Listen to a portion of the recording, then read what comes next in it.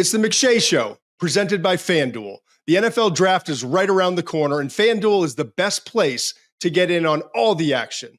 The app is safe, secure, and easy to use. FanDuel always has exclusive offers. When you win, you'll get paid instantly. And FanDuel has a lot of ways to bet the draft, with loads more coming between now and the first pick. So download the FanDuel Sportsbook app today and make every moment more during the NFL Draft. The Ringer is committed to responsible gaming. Please visit rg-help.com to learn more about resources and helplines available. And listen to the end of this episode for additional details. Must be 21 and older and present in select states. Gambling problem? Call 1-800-GAMBLER or visit rg-help.com.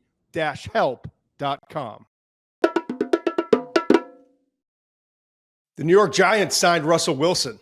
Signals a few things to me, Muench. It signals a few things, not just the decision, but the timing of the decision. And oh, by the way, the owner and general manager of the Cleveland Browns are in Miami still working out Cam Ward. And it just so happens today on the McShay Show, the position group series is quarterback. So it all ties together. 29 days until the NFL Draft. Muench, you good? I'm good, man.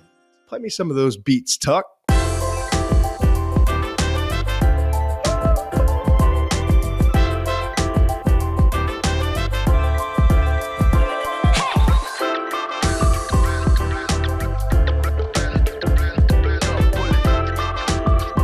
A loyal follower of this show, and we appreciate all of you that are on YouTube, Spotify, Apple, wherever you get your podcasts. The show's coming out early this week. We didn't race to presses. You know, the anxious guy in me, I'm texting Conor and Dan and Tucker and everyone. Let's get on right away. No, let's let it breathe. Let's let it breathe for a minute.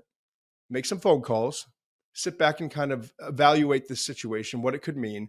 And the more I sat around and kind of looked at it and evaluated the Giants situation and looked at the quarterback class, which, by the way, we've been studying for 15 months now. But in the last 48 hours, we have done as deep a dive as you can do, trying to wrap up. And we are now wrapped up with our quarterback evaluations. And we will get into all the top quarterbacks in this class, the details, the versus pressure, the 10-19 throws, the cut-ups, all of it. But I thought it was important to come on early. This show is now going to be released on Wednesday instead of Thursday morning as usual. Typically, we're on Mondays and Thursdays, right? But I thought it was important to come on early to talk about this because when I'm calling people in the league, they're talking about it and everyone's curious. You know, we're all kind of gossips this time of year anyway. And so true. And so let's get to it in a second. I do want to preface it with the news. I don't want to say news broke. It's not like breaking news, but the story came out that Jimmy Haslam, the owner of the Cleveland Browns, and Andrew Berry, his general manager, sitting at the number 2 spot in this year's draft. I want you to understand, everyone, reports coming out. Adam Schefter, hey, you know, the Titans are closer than ever to making Cam Ward their decision, their guy at number 1 overall, right? And I got news for you. I worked with Schefter for a long time. We're good friends. I got to know how he works. I don't want to say, presume or overstep, but I got to know how he works. And he's not saying, report from ESPN without him getting information from his own sources and also collaborating with other people inside the network. And I thought it was interesting that he had enough to say. And yeah, I think NFL teams, I don't want to say use, but utilize the media in some circumstances. But essentially the report was they're closing in. Cam Ward's their guy for the Tennessee Titans. Mike Borgonzi, new general manager. That they sent the whole crew from the Tennessee Titans down to South Florida for the workout. Then he comes out after that and says that they're basically closing in on their guy. If anyone still has any interest, it better be the price is going up. It better be something outrageous, right? Ricky Williams type stuff, wedding dress. Mike Ditka. I hope people get that reference. I hope so too. But I thought it was fascinating that comes out. And listen, it was scheduled in advance. It's not like they're like, hey, we just talked to the Tennessee Titans and we're going to hang around another day. This isn't a surprise deal. This was scheduled. Right. And Cam Ward obviously is going to accept and will probably accept an offer to have a private workout. And what happens in these is you put in installs. You get to get a sense of how quickly a quarterback can understand what you're trying to do. You run your route tree. You put in some of your concepts. You get an opportunity, unlike at the pro day, which is scripted with his receivers, and they've been working on this for a while. You get an opportunity to take him out of his comfort level, make him make throws that you're going to require in your offense, see the timing, the anticipation, how he's utilizing the terminology and the verbiage, right? And all those things. So it's very common. Top quarterbacks do this with the teams that have a chance or have shown interest. And if they're not in the range you think you're going to be drafted, they can trade up to that range. Josh Allen, Patrick Mahomes, a lot of these guys have been traded up for. So it's not a surprise and it doesn't change anything, but I did think it was interesting coming off of that report and kind of the general understanding that Tennessee's closing in on Cam Ward. Any thoughts to that? I mean, it's just, again, I see it as due diligence. Now, if something happens, we'll look back at this and say, wow, there was really something there. I think you still go and look. I mean, they're going to have to give up, I think, a lot to go get him. I think it's only one pick, but I don't think it's going to be a lot to go get him because it sounds like the Titans are in love with the player. Now, is that a smokescreen? Are the Titans really just trying to drive the value up? Again, it's that time of year, right? Like, we're going to hear all of these kinds of things. It sounds to me, look, we're going to get into what we think of Cam Ward as a player.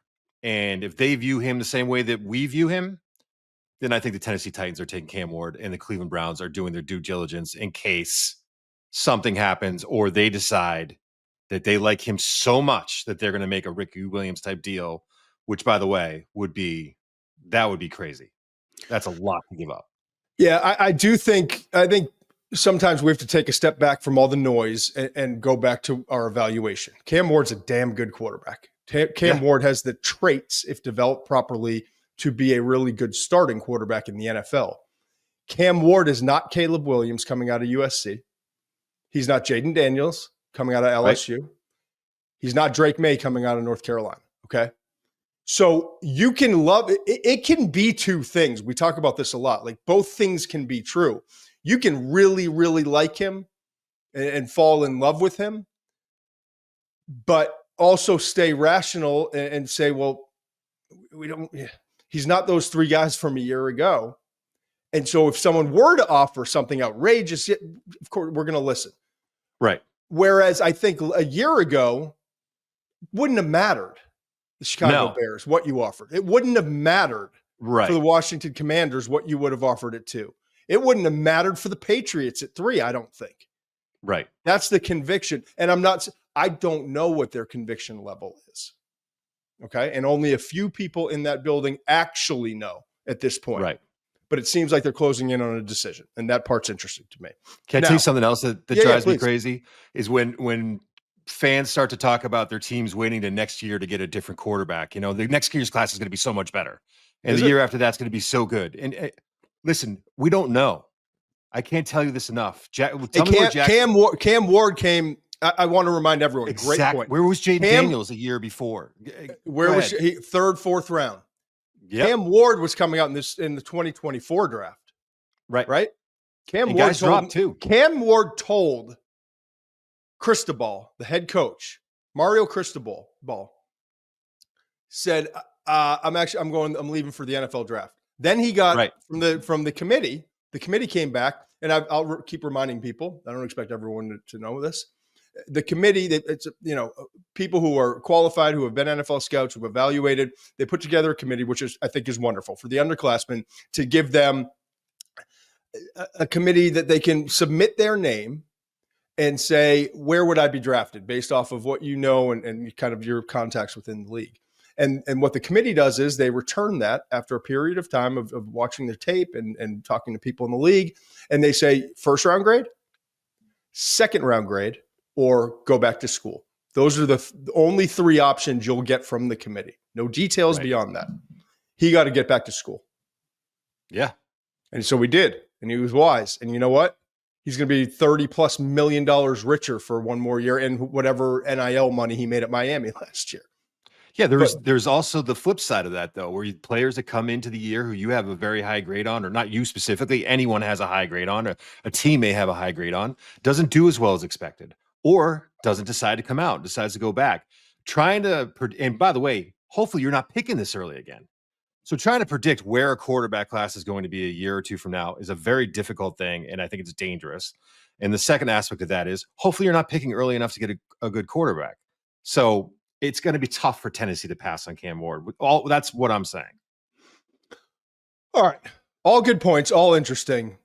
Let's get to what's really happened and how it potentially could affect the draft. And it's not even like, I don't like this move happened. They're not, there's reasons why organizations make moves. So I like to analytically think about it, have a little bit of time like we took today, make a few calls, make sure I'm not missing anything. There's no blind spots.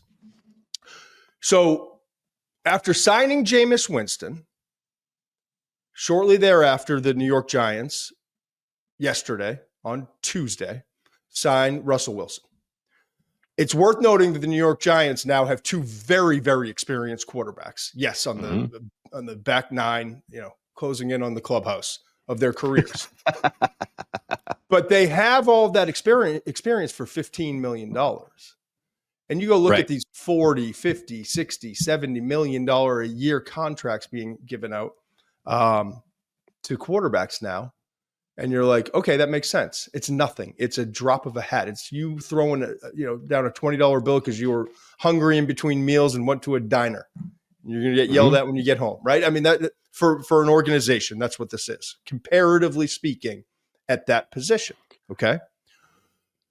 So there are a few different angles that I want to get to, but I think it's important to start out with what I do know. Okay. And what I have to believe as kind of the backlash of all of this. Okay. What I do know is that the Tennessee Titans are not going out and getting involved with the Matthew Stafford sweepstakes, Aaron Rodgers, Russell Wilson, Kirk Cousins' potential trade after the first night of the draft. He said he will not waive his no trade clause until after the first night of the draft. So they haven't, not only have they not been involved, there hasn't even been a rumor or speculation of involvement in any of those veteran quarterbacks. Why? Because we all believe that they're taking Cam Ward with the number 1 overall pick. And it's a reminder to me, like, it seems real simple, but all of these teams are going out and plugging in these veterans, and you're still hearing even the New York Jets brought in Justin Fields, but they could still draft a quarterback at 7. Maybe they won't. Maybe they'll trade up into the late first. It leaves that window open of drafting a quarterback because it's the best deal in sports. A rookie contract on a quarterback is the best deal in sports, right? Okay. Agreed. So we're all in agreement of that. Tennessee has not brought in a veteran because in their minds, they don't care about the other quarterbacks necessarily once they decide Cam Ward's their guy. But I think some teams, and we'll get to this in a little bit, have come to the realization maybe there's only one quarterback in this draft that I believe is ready to start in week 1 next season. So bringing in a veteran and spending that money, allocating that money on a veteran quarterback when we could be utilizing that money on other positions like our offensive line that we loaded up on in free agency, it lines up. Okay. So Tennessee at 1, assuming it does not move out and takes Cam Ward, has got their day 1 starter and who hopefully for that organization, their future starter, right? Let's look at the possibility for the Giants now. What are those possibilities? Okay. What are they thinking? What's the mindset? Because they're in a weird spot, right? Like Cleveland's sitting at 2, and if they can't get up to 1, it's their decision, nobody else's, whether they want to take Shedeur Sanders or take the best players in this draft. Right. Abdul Carter, Travis Hunter. Okay. The Giants aren't in that situation. So the Giants have to look at it differently than these other 2 organizations. They've got to evaluate the quarterbacks, but then they've got to also get the information like, is anyone going to be available to us? Or which one Will there be all of that? Right. So I'm looking at it, right? Mentioned there's few things I want to get to, few possibilities, a few angles that I'm looking at when I'm evaluating what the Giants are thinking. And this is from experience, taking some time to analyze the whole thing, and some phone calls I made. Okay. The first that we have to examine is maybe there's increased information or an increased level of concern if you're the Giants, if you do want Shedeur, if you do think he's worth the number 3 overall pick, that both these quarterbacks are going to be gone at number 3. Right. Maybe Cam Ward goes 1 to Tennessee, and maybe the Cleveland Browns select Shedeur Sanders, Colorado, with the number 2 pick in the 2025 NFL draft, right? That's a possibility. Then you're sitting there at number 3, and you've got the wonderful choice between, it's still a difficult choice, between Abdul Carter, pass rusher, and Travis Hunter, the wide receiver cornerback. And we will revisit that in a little bit. So that's possibility number 1. You don't even get the opportunity to decide whether you want Shedeur to be your guy or not. Right. And then you're thinking Travis Hunter or Abdul Carter at that point, right? Absolutely. No question about it. No question. I think for Cleveland, it's Abdul Carter. I think for the Giants, it would be a little tougher decision given Kayvon Thibodeau, Brian Burns, but still the most important position outside of quarterback. And now we get this generational talent who could help us on both sides of the ball. It's a tougher call. If they're staring at both of these guys, quarterbacks off the table, it's a tougher decision, but we'll get back to that. Okay. Possibility 2, scenario 2, if you will. I don't have inside information on this. I'll just be upfront. Okay. But I don't think, and I talked about this on Monday, bud, I don't think it's a coincidence. I've been around this too much. I've been to 150 pro days. It's not a coincidence that this move happened just after Joe Schoen, the general manager for the New York Giants, along with Mike Borgonzi, the general manager of the Tennessee Titans, and that entire power broking group from the Titans was there. Right. That they're all there in South Florida for the workout for Cam Ward and for Miami's pro day. I don't think it's a coincidence that this all happened. That specifically that Russell Wilson was signed within hours, not days, hours after leaving that workout. Okay. So I don't know if it was casual or formal discussions, if it was insinuations, what it was, but I have to believe, based off of experience, some phone calls, everything else, the timing of it lines up, right?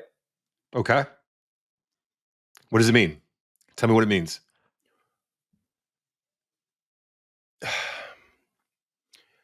It means that they know that the Tennessee Titans aren't moving out of that number 1 spot.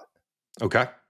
That hey, Mike, is there anything that it would take? Where are you guys? Right. Let us know so we can move on. Professional courtesy. Let us know so we can move on with it. We're now waiting. Aaron Rodgers is most likely going to Pittsburgh. Cleveland doesn't have a quarterback. The dominoes are falling. Don't make us the team at the end of the song without a chair to sit in, right? Right. And to be clear, you don't know that. No one's told you this. I've made it perfectly clear. This is what makes the most sense. I've been around this game too long to not think, to kind of know without knowing. Right. That a hint, an insinuation, a formal and informal conversation, casual as it could have been. I think. Or honest to God, just talking to them and seeing them like, looks good, you know? Yeah, right. Yeah. Whatever it is, they got the Joe Schoen, the general manager for the New York Giants, had to have gotten this strong feeling. And there's also reports, coming out and people are talking. And so wherever and however he received that information, I think it became perfectly clear. Like he went to the dance, was hoping to dance with the girl.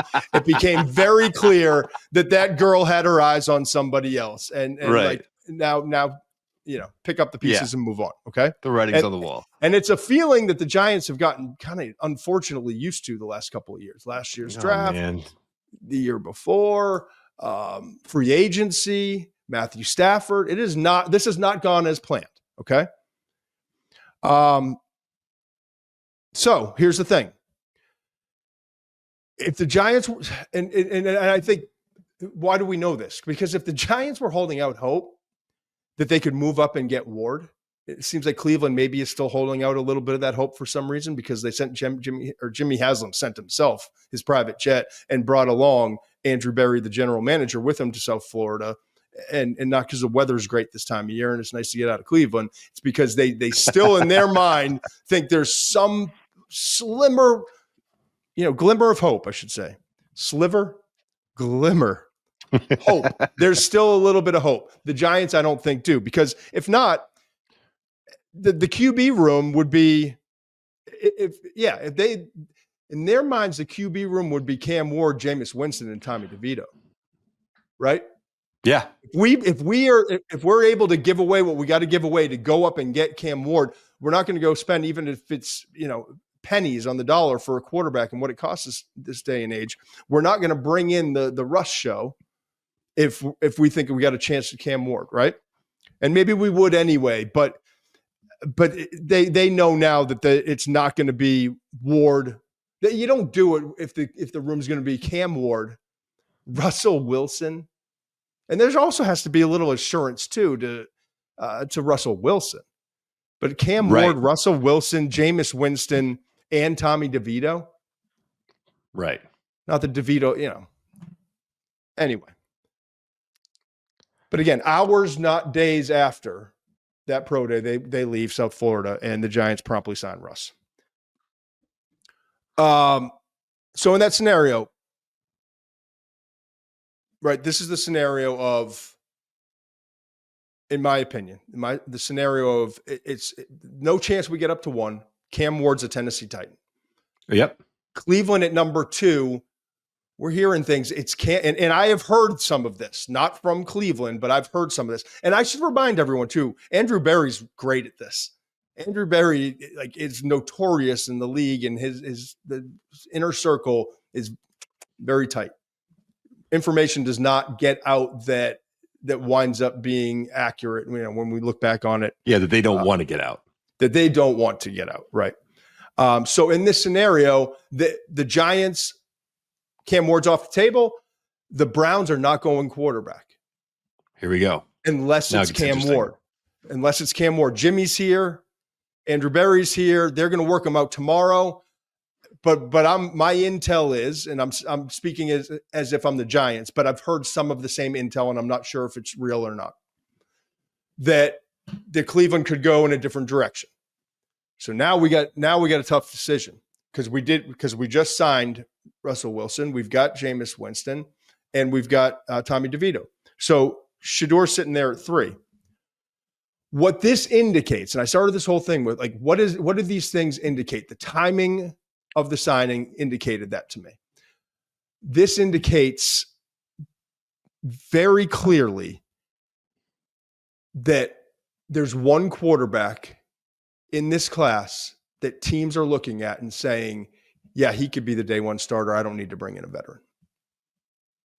And now the Ward is off the table for the Giants. Everyone from Shedeur to Jaxson Dart to Tyler Shough to Will Howard, Jalen Milroe, Quinn Ewers, the list goes on. None of them is at the level, or is prepared enough, or is it there in his development for us to win games this year. Okay. So Shedeur at 3 then becomes, let's bring him in, 1-year deal with Russ. Let him learn, put him in when he's ready. Remember, Russell Wilson was playing at a really high level. That offense was humming early on for the Steelers. And then after about week 10, it went, right? Right. And I want to remind everyone of this, and it's not a kept secret here. Joe and Brian enter the 2025 season as general manager and head coach, respectively, of the New York Giants, and have the most pressure of any GM head coach tandem in the league to win. They do. And so signing Russell signing Russell Wilson and Jameis Winston helps them win games now. Drafting Shedeur, if you're in the camp of, I still think that they're drafting Shedeur at 3. I'm not saying you're wrong. I'm really not. What better way to not only win more games now and keep fans a little bit happier than they've been, but then also have this beautiful gift that you're dangling off in the background with Shedeur Sanders in New York City, and the Mara family loving they want primetime games. They want to be, it's a little bit of like the Jerry Jones thing. Very important to them that they're a factor, that they're talked about and seen. So that's a strong possibility. That possibility number 2 is that Shedeur, they think Cleveland's not taking him. Shedeur's there at number 3. We sign Russ to win games now. We bring in Shedeur to keep promise and hope and excitement for not only the Mara family that's going to decide our employment in 2026, but also for our fan base and everything that goes into that, right? Mm-hmm. So that's that. Third possibility. And this is where we get to work, you and I. Okay. Third possibility is that Shedeur is available at number 3. The Giants just don't want him. And it's not because they don't think Shedeur can be good in the future. The Giants are looking at this. This is the option that I would recommend to Joe and Brian. Shedeur's there at 3. He's a really good player. Got a chance to develop into a really good starter in the NFL.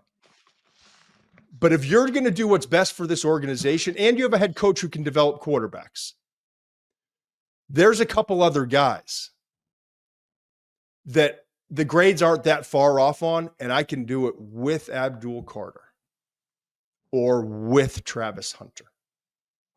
Do you understand what I'm saying? This is what I would recommend to them. I like Shedeur a lot, but we'll get into our tier rankings and our grades. And I might be on an island. I've got identical grades on Shedeur Sanders and Jaxson Dart. And I think I do too, actually. I got to check that, but I think I do too. That's a little primer as we get into the position group series today. And again, thank you everyone who's watching. We appreciate your support. Please click, download. Mensch does it better than me. We don't have time for it today. You know what to do. We gotta subscribe. Hit the follow button on Spotify. Keep it going. We're coming up on the draft. And then tomorrow, by the way, on Thursday, the McShay report comes out. Please, you got to get involved now. Like, we got a lot of news. I'm going even more in detail on all of this stuff and a lot of other information and a deep dive in these quarterbacks and evaluations. It's not like the old days at Insider where you get every one of our evaluations for all. Like, this is the only place you can get these evaluations. And I promise you, I poured. Not that I need to sit here and beg and explain, but I poured into these things and some fun, different angles to all these quarterbacks. But this is my recommendation to Joe Schoen and to Brian Dable. Okay.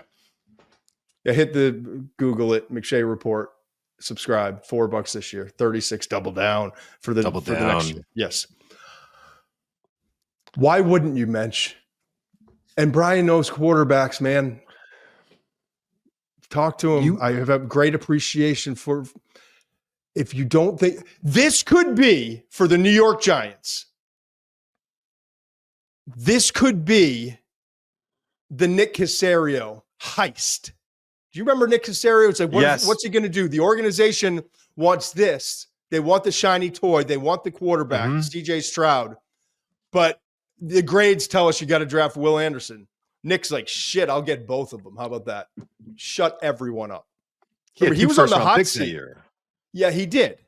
But the Giants pick at 3, but they also pick at 34, second pick in the second round. I'm not saying it's the same deal. It's not a perfect comparison, but what's to say that the New York Giants couldn't sit at 3? And if Abdul Carter goes 2, they get Travis Hunter, generational talent, could be a future Hall of Famer, does something no one's ever done, can help you on both sides of the ball. You get that guy, and then you get to work if you're Joe Schoen. He's always on his phone. You ever been in the Senior Bowl combine? I don't think I've seen a man on his phone more than him. So I'm sure he's made the calls, and I'm sure he's already started to talk to teams about what would it take to move up to. And here's my other recommendation, not that they would ask. I have conversations, but they're not going to ask me what to do. My recommendation would be you got 5 picks in the top 105. Find a way with this year's compensation, maybe mix in a second round pick next year, whatever it takes. Figure out where Dart's going to go and go take Jaxson Dart. And we'll get into the quarterbacks. And I love Tyler Shough, and I think he could be the steal from this year's class. There is a difference between the two. I'm done with the tape evaluations. I'm done with the phone calls and talking to people in terms of the background. And I love them both. And we'll get into the specifics of all of it. There's a difference between the two. Yeah. Okay. I agree. I have feelings about your scenarios. And I'll let you jump in after this. And there's more I want to get to. I want you to think about this with the Giants' need, offensive line. I mean, they plugged some cornerback stuff, Paulson and Debo. They brought back Slayton. But they don't have they're missing stop special. You from getting Travis Hunter. That can't. No. I'm talking about combo picks. I'm telling you with their needs. What I think their needs get skewed because we're talking Abdul Carter or Travis Hunter. It's really not positions of desperate need. Right. If they're to go and you don't draft for need, but it's more likely that they draft an offensive tackle with that 34th pick, right? Than it is go get another edge rusher unless one falls to them and then you're in love with them. My point is this. If I tell you get Shedeur Sanders and let's say Josh Connerly, offensive tackle, we both really like, could go late first. Maybe he slips a couple spots in the second round. You can get Shedeur Sanders or Josh Connerly, or if you have a similar grade to me, you get the same graded player in Jaxson Dart. And even if you don't, even if it's a little bit of a gap between them, you get Jaxson Dart with Travis Hunter. What do you take? Jaxson Dart and Travis Hunter. And like no brainer, right? No. But these are part of my feelings. I think it's too good to be true. Let's talk about it. That scenario. Let's get into where do you think you have to trade up to make sure you get Jaxson Dart? Good point. Early. It's going to be early. Yeah. He's going quite honestly, it might be Jacksonville at 6 but I don't know that it is. And that's where Joe Shane's going to have to rely on intel and relationships and find out, is it serious that the Jets could still take a quarterback at 7, Jaxson Dart? Because I don't know that necessarily. The Jets like Jaxson Dart. There's people in the building. But I don't think it's at 7. I think there's several teams that are like, where can I go get him? I don't think you got to move to 6. If the Saints take him at 9, you're like, fine. But I think then if he gets to 10, well, hold on, you're not fine. Then you've lost that's the second piece of the puzzle. So you're not fine, right? No, you're not fine. You're not fine. Yeah. But I also like Tyler Shough a whole hell of a lot. I do too. So you're saying the plan is to get Jaxson Dart. If you end up with Tyler Shough and Travis Hunter, we're okay. No panic in the building. We're going to be all right. That's still. If I wind up with Travis Hunter and Jaxson Dart because I found out I got the proper intel, and I'm Joe Shane. I'm on my phone all the damn time. People in the league will at least get a chuckle out of that. You're okay with it. If I wind up getting Jaxson Dart, it's an absolute grand slam. Right. But if you end up getting Tyler Shough, are you okay with it? Yeah. Okay. Even if you have to trade because I got Travis Hunter, and I probably don't have to move up to Shough. If I get a little nervous at the end, I want to get that 5th-year option. Yeah, I move up to 29, 30, 31, 32, something like that. So I'll say this to prevent conversations happening the night overnight.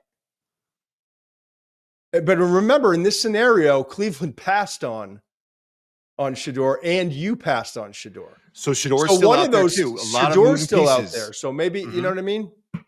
It's just a couple things here. I think signing Wilson and Winston allows you to take the swing that you want to take, because now you're in a position if this falls apart or doesn't go exactly the way you want it to go, you're still okay. So you can take the swing. I get that. So I like that. Here's something that's really kind of scaring me about Shedeur with the way you're talking. And we didn't, you'd mentioned this before. We hadn't really talked about it. Shedeur's, correct me if I'm wrong, we're getting into traits later on. I wanted to say that, like, one of, if not his greatest strengths, is the way he processes, right? He processes really well. Unbelievably well. So here's what I'm worried about. That sounds, when I hear a quarterback process as well, he's accurate, short to intermediate. He's started for 2 seasons in Colorado, 1 at Jaxson State. He's not NFL ready. Like, if he's not NFL ready, if he's not a guy that you think can start early, I'm a little concerned. Like, I guess we'll get into this a little bit later. Yeah, we can. So I'm a little bit concerned now. And if that's what the Giants feel too, then maybe he is. Maybe he's but you got to remember the Giants. First of all, that offense was kind of, I don't want to say remedial, but it was frustrating. Let's just leave it at that. Okay. So when you watch that offense, you think like that is true. I agree with football that. Intelligence is like, I have no question he's going to very quickly pick things up and be ready to, but there's going to be a little bit of a curve. There are with all these guys, but there's going to be a little bit of a curve, right? And a lot of his stuff was like chaos. Like, I just watching his tape again, like, there's so much fucking chaos, man. So we'll get into this later. I will say this. There is just a lot of moving pieces. I like taking the swing. Take the swing, man. Go for it. Be aggressive. You're in the position where you may not have the job next year if you don't make something big happen here. So take the swing. Take Travis Hunter and then try to get Jaxson Dart. Do your damnedest to make that happen. Be aggressive. If you lose your job because this doesn't work out, you don't go back and say, well, I try to play it safe. You go back and say, I did everything in my power to make this happen. And if we get it and it works, then it's great.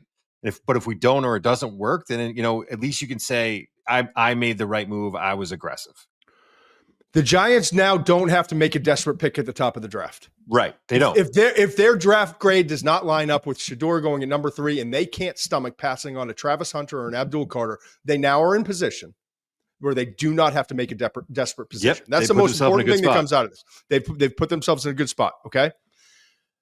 They've got 5 picks in the top 105. They don't have to make a desperate pick at 3.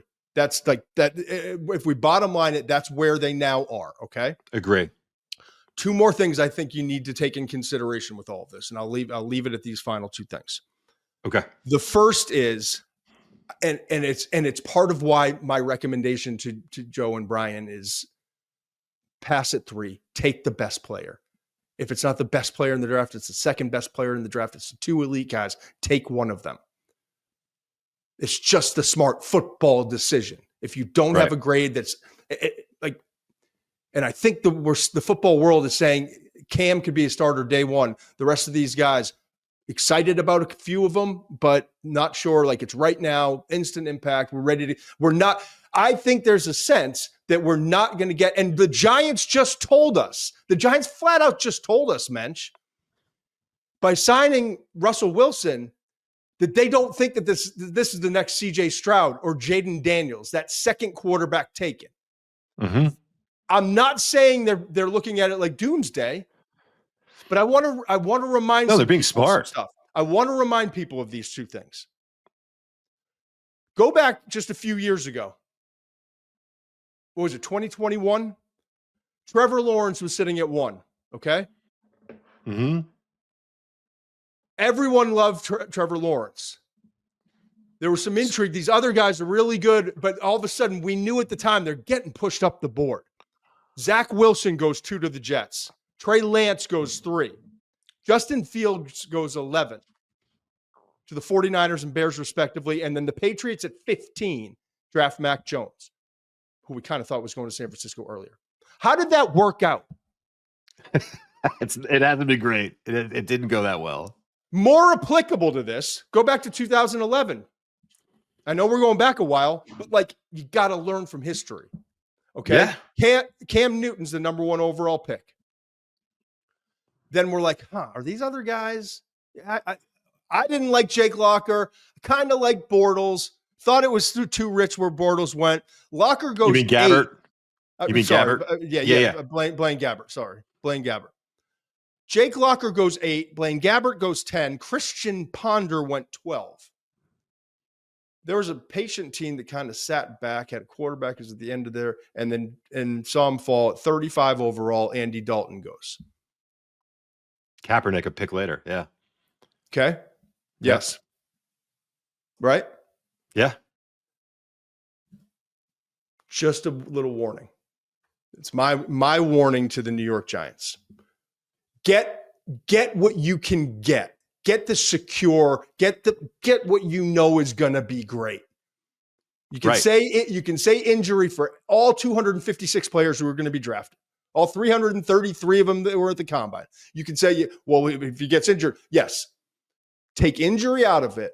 The two players that have the best potential to be superstars in the NFL in this year's class are Abdul Carter and Travis Hunter. If you can get one of them, get them. And maybe you'll have Andy Dalton and not Jake Locker or Blaine Gabbert. Okay? That would be my advice. The last thing I'll leave you with, ain't none of this matter, Muench. If the guy who writes the checks and owns the thing, right? If the Mara family, which is obsessed, and this is why I brought it up earlier, and I'm circling back and finishing with this, because we can make all the football decisions we want. We can grade the players, stack the board, have the vertical board, the horizontal board. We can have scouts and psychologists and medical teams and super scouts, and then super scouts bosses, the college coordinators. We can have the personnel director. We can have the general manager with 150 years of combined experience. All say, we got to take Abdul or we got to take Travis Hunter at 3. And one guy can walk in that room and say, we're taking Shedeur. He's going to sell tickets. The jersey sales are going to be out of this fucking world. New York City, big lights. We're going to get on Monday night. We're going to get some primetime games. I don't care what you say. We're taking Shedeur. So that would put an end to it. Yeah, it's good to be king. And I got news for you. Coach Prime's probably talking to the guy who's making that decision and not the guy who has to get clearance to make the decision. Right. Yeah. Good luck drafting Shedeur and not playing him in New York, by the way. Can you imagine if Russell Wilson starts 0-2? Even if he plays all right. If they start 0-2, can you imagine trying to keep Shedeur on the bench in that market? Everyone has a plan to develop the rookie quarterback, right? Until the plan goes out the flying. window. Yes. Yeah. I mean, Drake May was never going to play this year. Right. This episode is brought to you by Walmart. Life gets busy. We could all use an extra hour or save one. With Walmart Express Delivery, you can do just that. Simply place your order, and in as fast as an hour, it's at your door. Use promo code EXPRESS for free delivery on your first order. No hassle, no stress, just more time for what matters most to you. Visit walmart.com to order now. Promotion valid for first express delivery order. $50 minimum. Subject to availability. Restrictions apply. Tuck, let's throw up the tiers. Let's just dive into this thing. Quarterbacks today, we don't have two positions. The tight ends and wide receivers went on forever. We don't have to go on forever today. Here's my quarterback tiers. I'm breaking it here. And if you don't see it here, it's in the McShay report tomorrow with a lot of in-depth stuff, man. I'm actually, you know what? You want the God's honest truth? I'm so proud of it. Like, it's, when you put in that much work, I feel great about it, and I hope people enjoy it and appreciate it. Google the McShay report, and you can get more in detail stuff there on all of these quarterbacks. But we're going to dive in now. Take a look at this. Tier 1, elite prospects should be day one starters, project as future all-pro caliber players. Got none of them in this class. Caleb Williams, and purposely brought in last year's phenomenal class and all the names that came off the board, including 6 in the first 12 picks. Broke a record. Caleb Williams, Jaden Daniels, Drake May. You see the 96, 96, 95. It was that tight. Caleb and Jaden, identical grades. I didn't have the Kuyans, the onions, Muench, to put him up ahead of Caleb, and we'll see. When time, Caleb certainly is in a position now with Ben Johnson, the moves they've made to succeed. If it doesn't work now, it was never going to work. Tier 2. Interesting one. JJ McCarthy, we have nothing to go off of to say that was a great decision or a poor decision. It was a great grade, Todd, or it was a terrible grade, Todd. But I've got him and Cam Ward right there at 92s. I should mention. And I wrote up these things, and I've had them for 22 years, I think. And I keep tweaking them a little bit because I think it's important. Our grading system was very similar. I always call it the Ravens system, like the 6.1, the 6.3, you know. And a lot of teams in the league utilize that. They don't grade of 6.3 is equivalent to a late first round. They grade off of what's the player going to be. And we had that Gary Horton, who started us in this business, my mentor, was, Muench worked with him for many, many a year, helped both of us get into this. And God rest his soul, just lost Gary in the last couple of years and miss him. But Gary worked in the league. Gary worked for Bill Belichick. Gary worked at the Cleveland Browns. He worked for the Tampa Bay Buccaneers. He worked in college football for a long time. When he started the War Room back in the day, which eventually we had 16 NFL teams that were clients. Then the Sporting News came in and gave us a media contract because we realized we couldn't pay bills with just those 16 NFL teams paying us some scratch. And then it went from Sporting News to ESPN. And then when we got to ESPN, our grading system, which was similar to that of, I call the Ravens because our guys with the Ravens, DaCosta, we joked about it.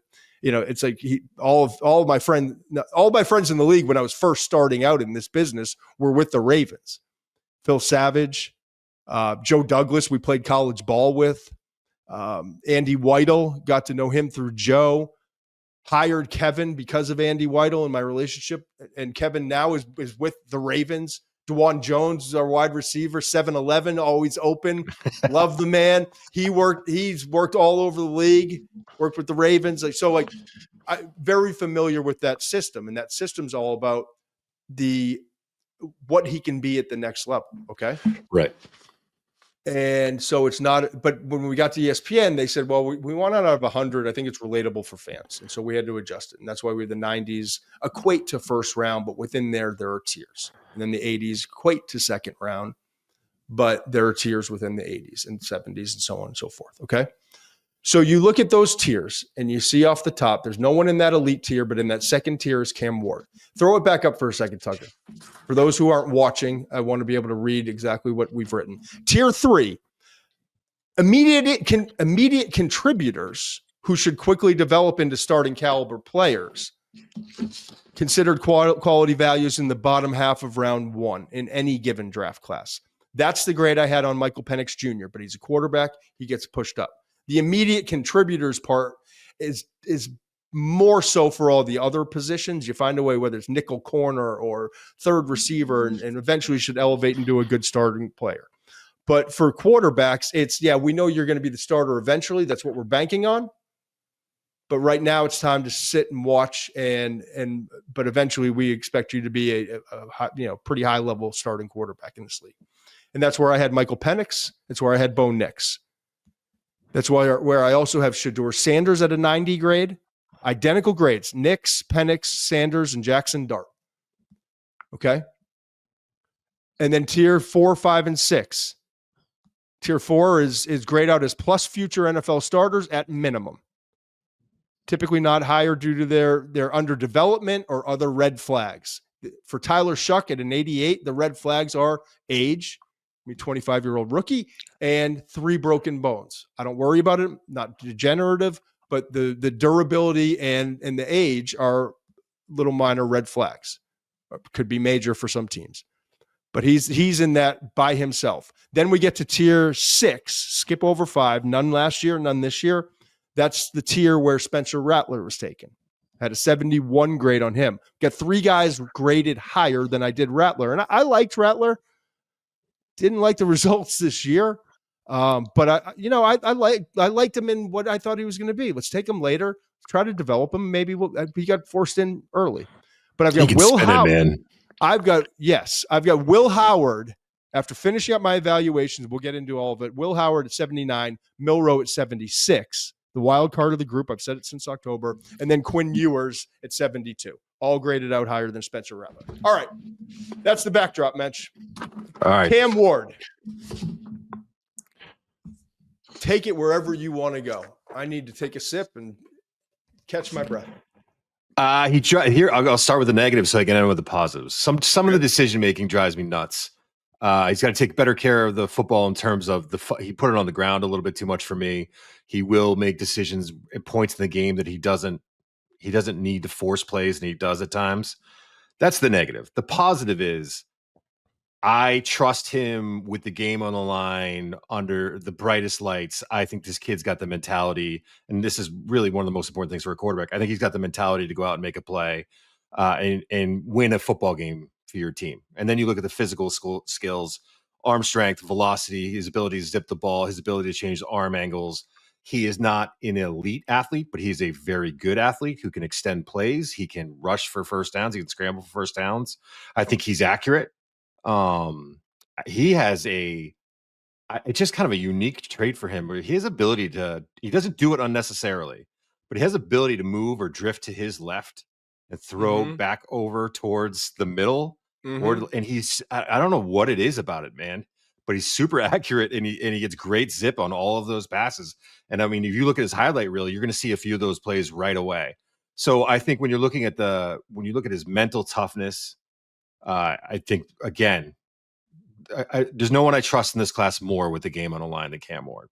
And then you look at the physical tools, and that's why he's where he's at. I think one of Cam Ward's Cam Ward has a few unique traits. That's why he's in the position. He's put himself in the position that he's put himself in. And that's why he's viewed by many, the vast majority, I'd say, in the league as the number one quarterback in this class. And that's why the Tennessee Titans aren't going out. And that system doesn't perfectly translate. He's been in a version of the air raid from Incarnate Word to Washington State for 2 years to Miami this past year. But it's advanced. The level of system has advanced, and his level of play has advanced each and every year. Okay. He's got a handful of unique traits. I think one of them is how quickly he gets the ball out. When he's identified and committed where he's going to throw the football, it's out in a freaking flash. If you watch on the plays where it is married up, the timing of the route marries up to the top of his drop, slams his right foot into the ground and throws, he's an absolute assassin. Mm-hmm. The hard part can be with Cam Ward is there's so much other stuff, right? There is some drifting. There's chilling in the pocket and like kind of moving around. Sometimes it's like, does he know we're actually in a game, or does he think we're like in 7-on-7 drill? Like, and it's kind of funny, like everyone in the league kind of laughs about it, but when you study the plays where it lines up with what he's going to have to do in the league, and I think this is a lot like Mahomes coming out. It was like there's a lot of other like crazy, wild stuff. It's an adventure. I called it back in October or November when we first started talking Cam Ward. It was like watching an electrical storm. You get done with the tape and you're like, I need a minute to process what I just saw. That was a lot going on, because it's not like, traditional 3, 5, 7 step drops on time with rhythm and But I want to reiterate, and I think that this is what NFL teams are seeing that is so exciting about him. When you get him in those on-schedule situations and he knows where he's going at the top of his drop, my goodness, he will tear your heart out, okay? Another strength I see in his game, sneaky twitchy. I didn't see it at first because there's a lot of kind of hanging around and like 2 feet on the ground and not but he's sneaky twitchy. And here's the other thing. And I think it's the big separator between he and Shedeur in this regard. And we'll get to Shedeur in a minute, but Shedeur's instincts and processing are phenomenal as a passer in the passing game. Shedeur's instincts and awareness in the pocket borderline suck. He's going to get himself killed if I'm telling you, it's a major concern. This guy, on the other hand, who doesn't, he's not at the processing level. Processes, really good instincts. The process, if we're to rank processors, it's truly Shedeur and Will Howard. Yeah, in this class. I would agree with that. Yeah. The best processors in this class are Shedeur and Will Howard. They look very different. And I'll say this, and we'll get to Will Howard in a little bit. If you go off of every game since Michigan, he's the best processor in this class. But that's interesting for a later conversation. With Cam, his instincts in the pocket, they don't get enough attention. If you really go back and watch for this, how many times is the guy flashing late? It looks like he's just kind of hanging out and he's not all that concerned. But when he'll sense it behind, it's like the Larry Bird stuff. He's got eyes in the back of his head, right?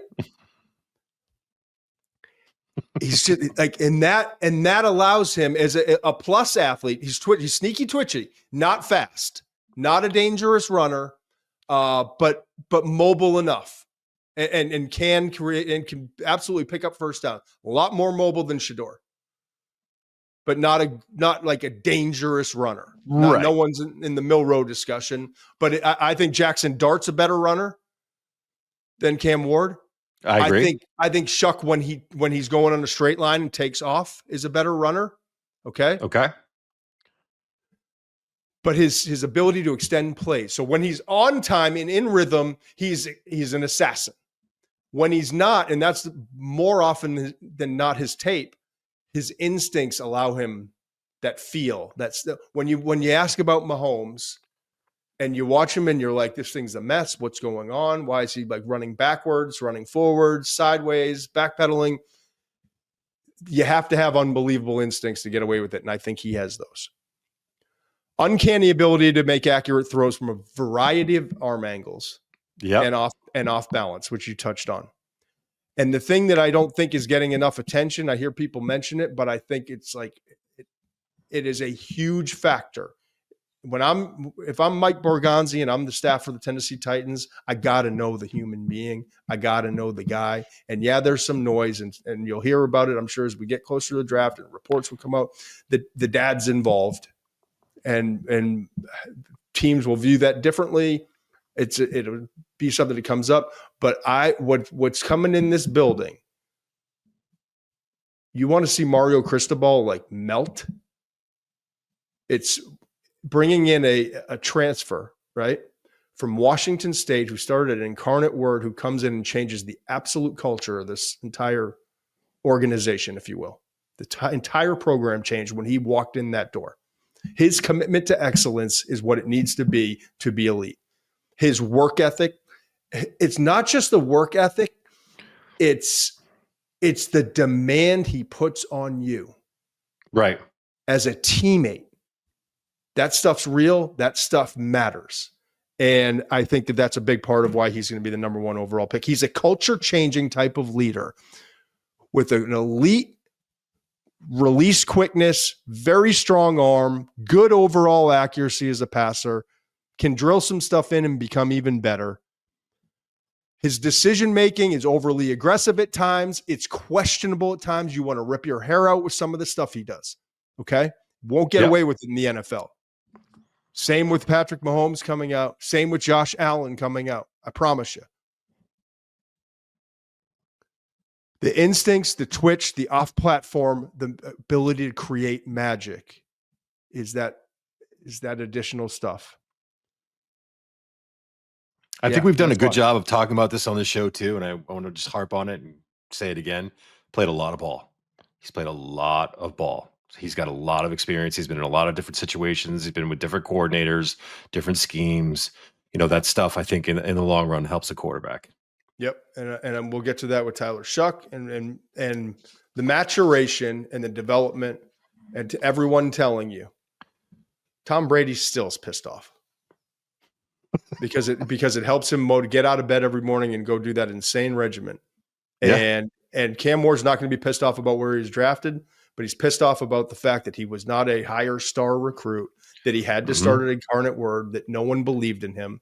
And then he went to Washington State, but didn't go to a big time program. And then he went and he's done some losing and he's done some winning. and he's gotten better. I like that about him. I like that backdrop. All right, Shedeur Sanders.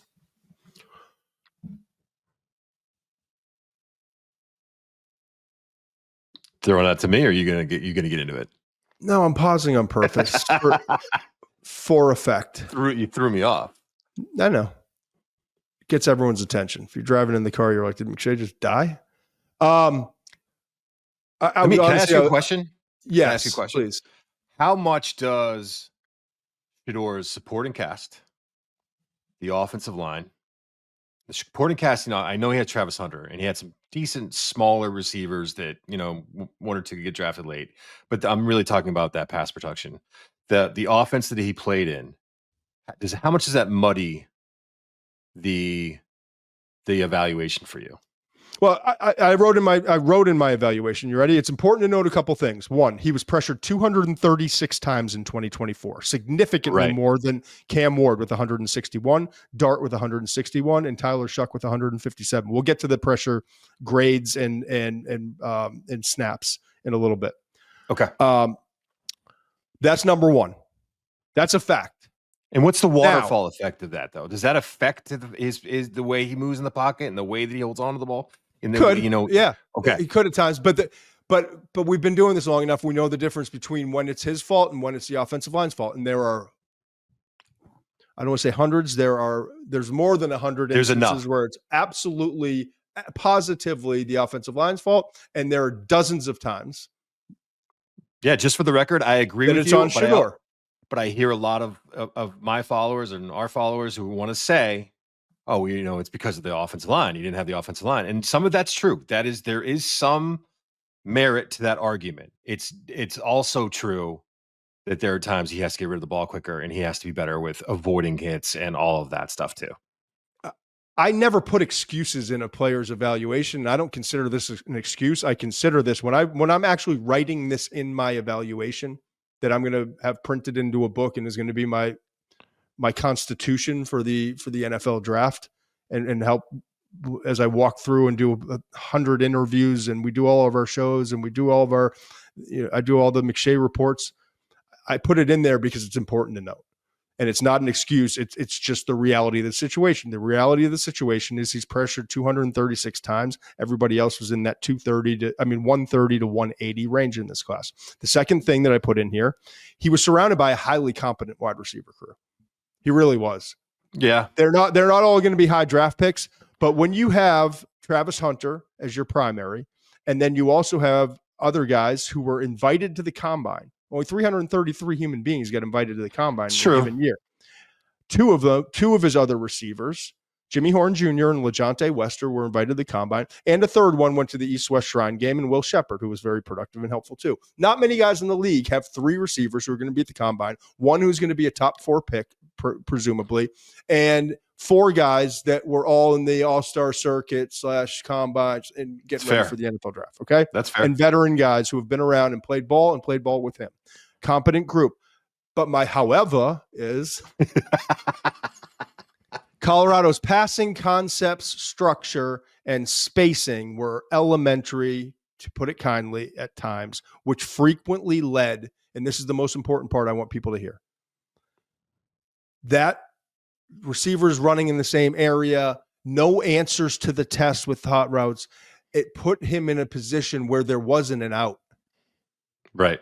It was either my primary gets open or else I'm screwed, man. Yeah.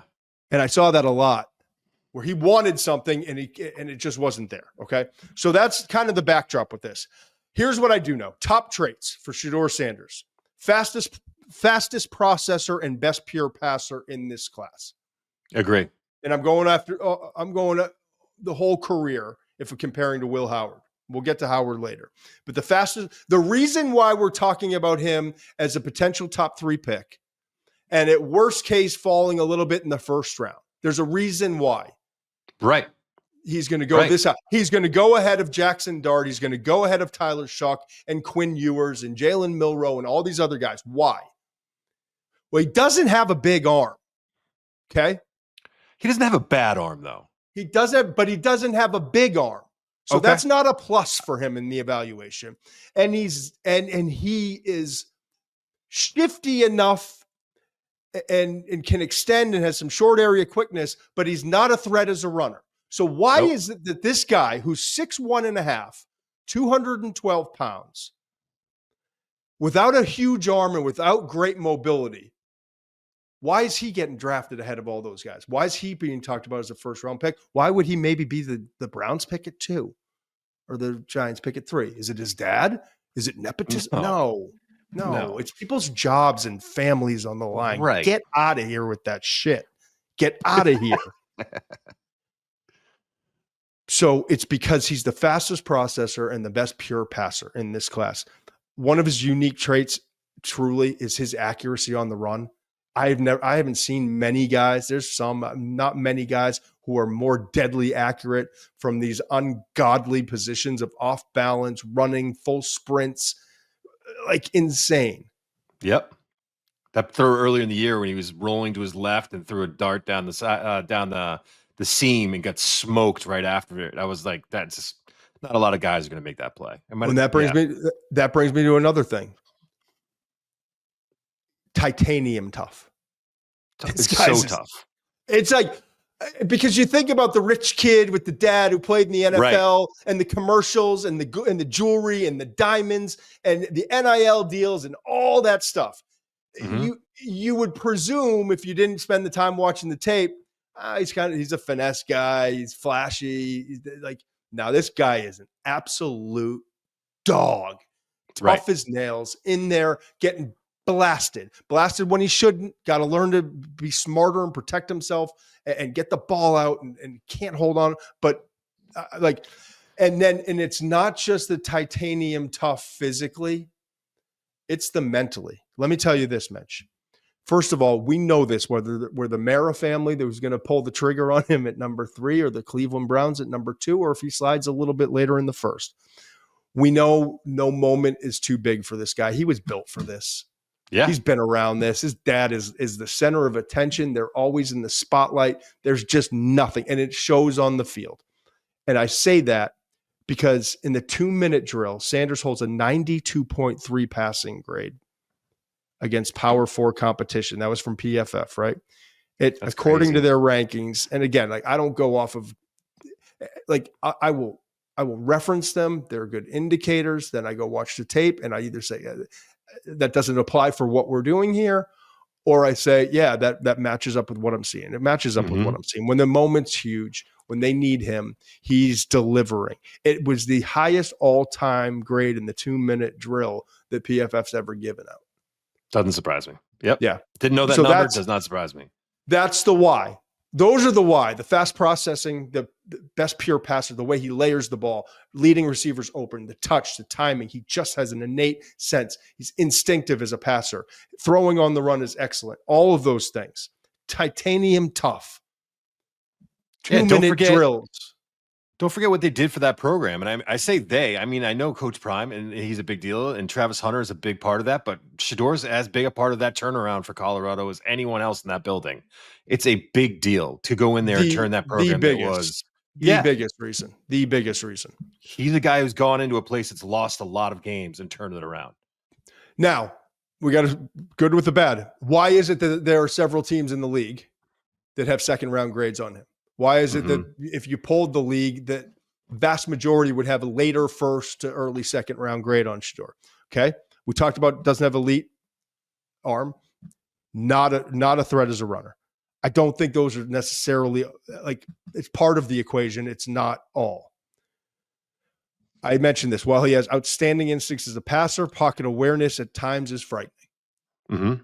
I told you, way too many unnecessary hits. Super Bowl winning quarterback texted me out of the blue, scared to death. Like this kid can't hold up in the league if he doesn't change this. Got to know where the pressure's coming from. Got to sense it better. Got to get the ball out. He's not going to survive the punishment that. And yes, the quarterbacks are protected. It's different from that day and age. Okay, but he's got to learn to trust the pocket. That's my biggest note. Shedeur has to learn, and he didn't. And maybe that does fall into, and it probably does fall into what you were saying, Muench. And you can fix it, but that doesn't mean you will fix it. So it's all part of it. I think you can fix it. It does not mean that it's you're just going to come in day one and be like, stop doing that, Shedeur, and then he's going to stop doing it. It's a process. Some guys can do it and some guys can't. It's got to be factored into the entire evaluation. Patrick Mahomes is the greatest example of a quarterback who did the stuff that he did. The drifting, mechanics all over the place, although his mechanics are fine. Like, he does a really good job of getting his feet back and balance and throws and all that. But the scariest one is the most recent one. And that's Caleb Williams, because I talked to people in the NFL, and I've mentioned it on our show before. Caleb Williams is the one that scares people, because as a rookie, all the stuff that we were worried about and the people who were coming out and said, I'm not sold on Caleb, were saying it's the hero ball, holding on too long, drifting, not taking the easy money, going for broke. And I see a lot of that on Shedeur's tape. Now, is it because of the protection, or is it just because that's how he plays ball and he's going to have major adjustments to make? That's what teams are. That's why they're bringing him in. And they're doing the 30 visits with him. That's why they're flying to Colorado to do private workouts. They're trying to drill in, like, you get this, right? You've been around ball your whole life. You know you can't do this, right? How are we going to – what's the process? That's why they're all meeting with him, okay? Right. But everyone across the board who's brought up the Caleb Williams example to me has followed it with, and he's a fraction of the athlete, and he doesn't have the arm that Caleb has. Those two things get you out of trouble. He doesn't have those things. The last thing I'll say with Shedeur that is, it's factored into the evaluation. Ball security is an absolute issue. And it plays into the lack of protection, and it plays into all the stuff we just mentioned, unnecessarily putting himself in danger. But he holds on to the ball too long at times when he doesn't need to do it. That pick six against Nebraska down the right sideline was a perfect example. An extra pump. Why extra pump? You're at the top of your drop. Get it out in rhythm. He does that a lot too, by the way. That's not a one-time thing. He does like a pat in a – it greedy. Messes up his timing. Yeah. It's greedy sometimes. It can be attributed to greed as a quarterback. We like to call it greedy, right? The next thing on the list of ball security is an issue. 10 interceptions, 6 fumbles in 2024. That's at Colorado, playing Big 12. Yeah. Fails to see linebackers dropping underneath at times. Is that the 6.014? Is that 6.1.5? Right. Because I see it sometimes. Flat out. Like, I just watched the 2 plays again yesterday. Interception, first play of that Utah game. And then interception with in the first quarter of UCF. The third play, actually, 14:25 left. Both of them, same deal, man. Didn't see the linebacker coming underneath. Is that the height? Yeah. And then third thing is just, and I wrote this in my notes. I wrote this in my notes early in the season when he hadn't fumbled all this much. Reckless with the way he carries the football too often as a runner and when maneuvering inside the pocket. So that's the full deal on Shedeur. Jaxson Dart. Here we go. I went through and I watched all 106. I watched 1,260 something snaps yesterday, Muench. Cam Ward, let's throw up the pressure stuff, because this is where it's applicable. These are PFF's pressure grades. I actually didn't agree with some of them. I didn't think Shedeur, quite honestly, was as good under pressure. And I'm not sure exactly what goes into their grade, and I should probably look that up. Like, all the factors, is it, big plays, touchdowns that offset certain things. But Jaxson Dart under pressure, his tape, and I watched 161 plays of Cam Ward, 236 of Shedeur, 161 of Dart. Shough was 157, Milroe 136, Howard 130, Quinn Ewers 146, Kyle McCord 186, and 144 of Gabriel. That was my day on Tuesday. I finished at 10:37, I think it was last night. I started first thing in the morning. I watched every single one of their pressure throws. And it's not the whole evaluation. I've done all the games. I wanted to go back and specifically watch that because it's what I've done in the past, and it helps to reframe and see. And it's a really good apples to apples comparison, even though it's not all the plays are made equal. And Sanders 236 is not identical to Dart's 161. But I'm telling you, Jaxson Dart. Here's my whole deal with him. You ready? His versus pressure tape was enlightening. This is what I wrote. Hangs tough, difficult throws with the defender hitting him. Ball placement under pressure is remarkable at times. He's got some Josh Allen in his game, man. He's got some Josh Allen light stuff. I know he's 6'2", he's 223 pounds. He's not as fast, probably. He's not as strong. He's not going to break his. But I'm telling you that there's a sense when you watch Josh Allen and he doesn't have Who's the as arm strong as Josh Allen? You know what I mean? Like no one's that strong. And no one has the arm. I get it. So I'm saying he's light. I get it. Right. But there's why I'm saying that is there's this like suddenness when pressure's coming and the ability, and it jumped out over and over on tape. Pressure's coming. It's not, oh shit, we're like eyes down. And a lot of quarterbacks don't do that now, but it's like, okay, yeah. And then now let's extend and under control. Nothing, there's no sense of panic ever in his game. Yeah, I would agree with that. 3 terrible plays at the end of the year. Were those panic though, or is that him just trying to make a play? I didn't feel like he panicked. We can get into it. We can get into it. Okay. Ball placement's very good. There's actually room for improvement with more consistency with this footwork, but I think drilling at home, correctable, help, a lot of drops on tape. I was surprised. A lot of drops on tape from Ole Miss, like a lot. It stood out more so than any other quarterback in this class. Not making excuses, just saying like the numbers are really good. You saw that 69 grade for pressure grades from PFF, best in the class by a decent amount too. Shedeur was 65 and everyone else is 62 and below. Dog competitor, man. Tucks the ball and runs, and he does it when they need him. LSU game was impressive. Stats were underwhelming, but showed really good accuracy and decisions versus South Carolina. Georgia tape was impressed me because he got his ass knocked out of the game, came back in. It was in the rain. He just kept balling and making plays, and when they needed runs in that game, he made them.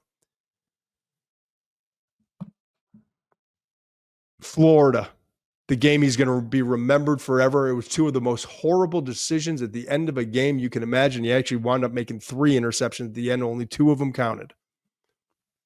Brutal meltdown. I've said it before. I don't know if I'm not saying he was concussed, woozy, exhausted.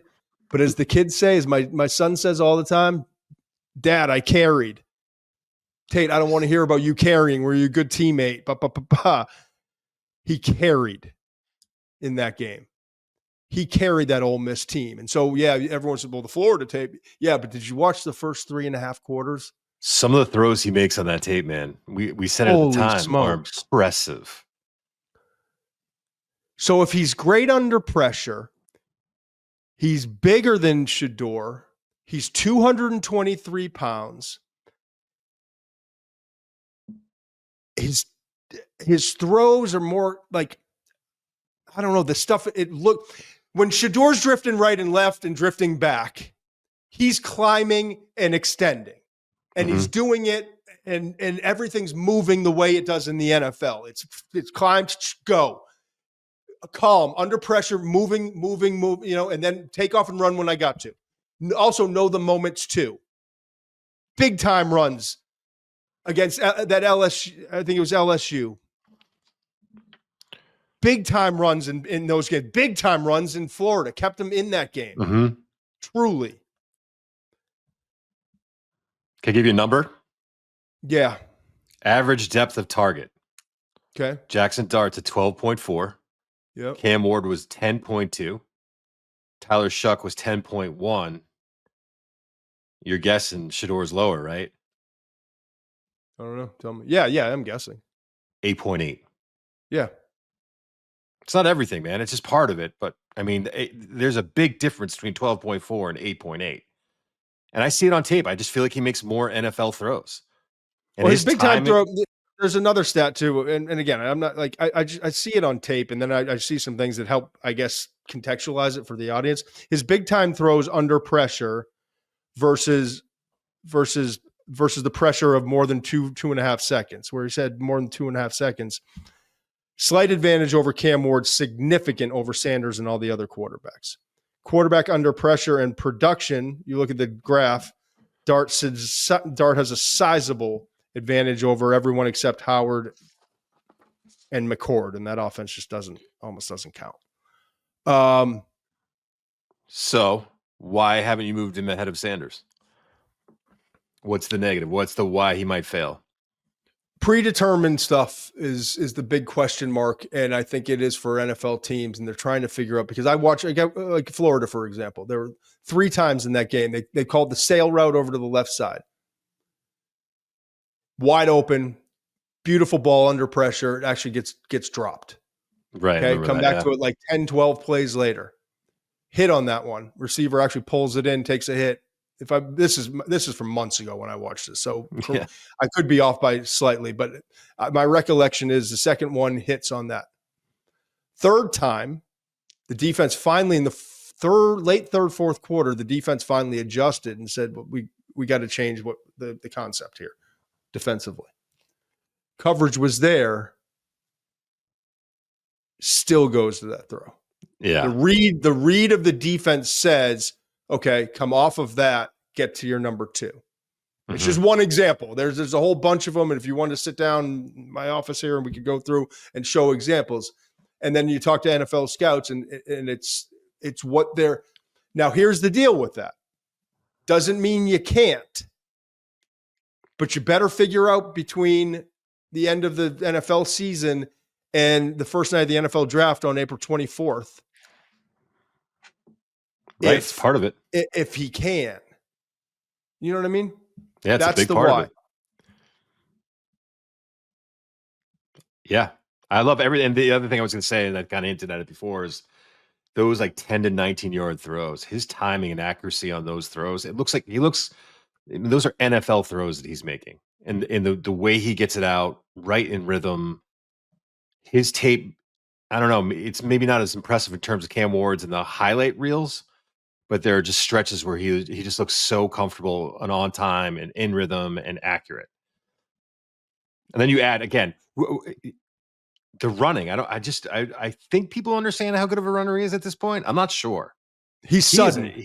He's a sudden. Damn good run, and he's powerful, and he's more sudden than Shedeur by a long shot. And Shedeur's more sudden. Yeah. If you're a pass rusher, you see Shedeur and you're like, we can turn it on. We can get after him a little bit. If you see Jaxson Dart, you better stay in your lane. Yes. You better stay in your lane, man. Because he's going to hurt you. He will make you pay for getting out of position. Absolutely. And he does it with poise. That's the difference. Right. It doesn't turn into chaos. It doesn't turn into a scramble drill. We're advancing the offensive play because I'm going to climb, or I'm going to, if the pressure comes from the inside, I'm going to roll, and I'm doing it eyes down the field. And a lot of guys do that, but eyes down the field calmly with a process, with an order. He knows where he's going with the ball. When it breaks down, it's just as good as when it's on time. Sometimes, honest to God, better. His pressure drop, that it was remarkable how much better. I'm just going to say it flat out. It blew. If you just evaluated off of this, and this is why you factor in all these other cut-ups and the whole games and the big picture. But if you're just going off the pressure drops, he's the first overall pick in this class. I just want to sell that to everyone so they understand. Significantly better than Cam Ward's. Cam Ward's was slightly disappointing, if I'm going to be honest. Under pressure was not great last year. Shedeur's was pretty good, but like I didn't think the grade was as high as PFF's. I got to be totally honest. Like, and I looked up the PFFs like an hour before we came on here just to try to get some context. Yeah.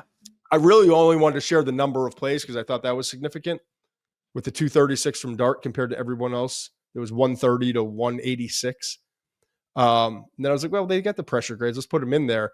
And Dart's lined up at 69 with the grade.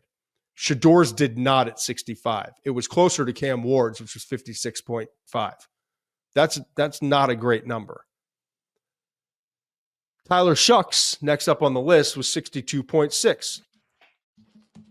Third best behind Shedeur and Dart. I feel like we're an hour and 20 minutes in. I feel like we interviewed Shough. We've been the head of the train on this. Continue to be, by the way. We will continue to be too. It's not. We will continue to be. And I do think it's important to know, like, now that I'm done, there is a difference because I said for a long time, I don't think there's that big a gap between Shedeur and Dart. And I don't think there's that big of a gap between Dart and Shough. continue to say there's no gap in my mind. I think Shedeur is just as likely as Dart, and Dart is just as likely as Shedeur, given the circumstances where they're drafted. And quite frankly, Jaxson, Dart, and your family, I hope you fall a little bit so you go to a team that has it, because that you get a much better chance to succeed. Because the talent level and the tape is just as good, if not better, with Dart. You got to get some questions answered. We just talked about it. But he's got a great chance to succeed. Shough, and it's not because of the age. Shough is 25 years old, as I mentioned earlier in the show. Shough had 3 injuries, season-ending injuries. There's nothing degenerative, though. There were 3 broken bones. It was 2 collarbones and a fibula, left fibula, in 2023 and September 23rd. Okay. And those injuries, what they did is they built a really tough core and shell for this young man. Humble, resilient, all of that came into it, man. It's not only just the toughness. I think that it humbled him in a way of doesn't take anything for granted. You know, I want people to understand every day is an opportunity for him. Every day is an opportunity for him. You know, this is not something he takes for granted. When I first got in this business, it was about who's got the arm strength. Accuracy is more important than arm strength. Who's got some mobility to add to it. And then the position has changed, and it's more about mobility and extending and creativity and all those things. And arm strength is always important, but I need a guy who's accurate more than I need a guy who has a big arm and all those things. The blind spot I had to all of this for a long time, and I no longer do. Who's the guy and what's his why? Right. It's true. Everyone loves what they get from the game. Everyone loves being the starting quarterback. Everyone loves all that stuff. And most people can kind of handle the criticism that comes with it and all those things. These guys now they grow up, and I sound like the old man saying it, and it's always kind of been the case, but it's different now. And if you're around this game, you understand it. People see a talent in a boy, and it's a gravy train. Let's get them all to the camps. Those camps will lead to exposure. Exposure will lead to opportunity. They're groomed. All of a sudden now you get Jordan Palmer and Whitfield and everyone working with guys who are really younger and all these camps, and they get funneled up to Elite 11s. And then the Dilfers of the world at the time start to take that, and it's a business. And everyone's making money off the business. And then they wind up getting their payday, and it's extraordinary, okay? But all along the line, there can be, if not from the right family or not hardened by life's experiences, there can be some entitlement. When life punches you in the face, how are you going to respond? And some of these guys, when they get in the NFL, the first time they've really gotten punched in the face, now they've got to respond. And they got a bunch of grown men who are trying to feed their family in a huddle or at the line of scrimmage in today's game, in the locker room, whispering, nudging. You know how it goes, okay? I don't worry about any of that shit with Tyler Shough, man. I don't. Right. This guy is ready. He came up with Trevor Lawrence. He was one of those groomed guys, a good-looking guy, the blonde hair. He's got his hair to the side. He's tall. He's got a big arm. He's in the camps. He's in the Elite 11s. He's with Trevor Lawrence, Goldilocks. You know, everything's great. Life's perfect. Guess what? Justin Herbert's going to be a first overall pick. It's going pretty early in the draft. He's next up. Right. And then until it falls apart.